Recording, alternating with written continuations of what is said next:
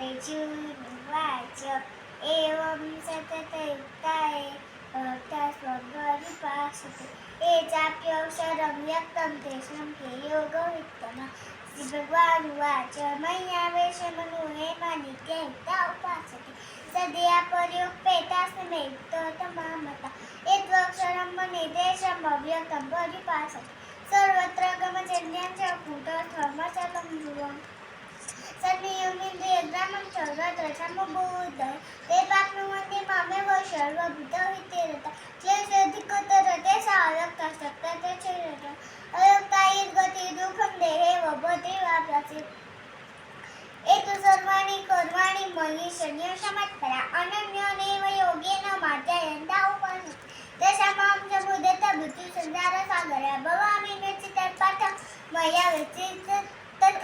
तच्छेतच मये मन आधार स्वभाव बुद्धिदेव से जीवासचे बाह्य अतो उत्पन्न संशय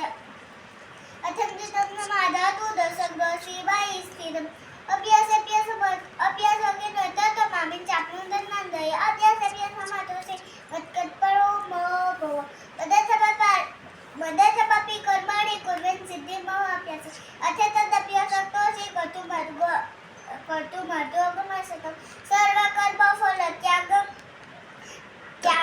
तत कुरु यदात्मवान् श्रेयो हि ज्ञानं बलज्ञानं ध्यानं विशेषस्य ध्यानात् कर्मफलत्यागच्चातिरन्तर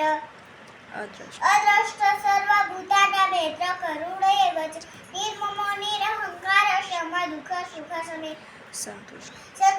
सतत योगी यतात्माडनिश्चय मय्यर्पित मनो बुद्धि यो मद्भक्त समे प्रिय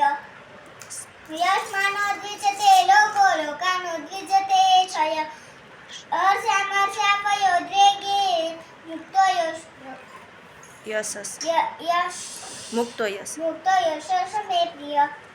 अनुपेक्ष सुसिदक्ष युदासीनो गतो यथ सर्वारंभ परित्यागी यो मद्भक्त समे प्रिय यो न हृष्यति न दृष्टि नो शोचति न काक्षते शुभाशुभं परित्यागी भक्ति मन्ये समे प्रिय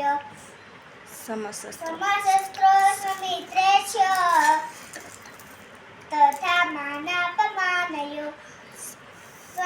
शीतोष्णं सुखदुःखेषु समसंगविवर्जितम् जय वाक्य दिस्य बोलितम्।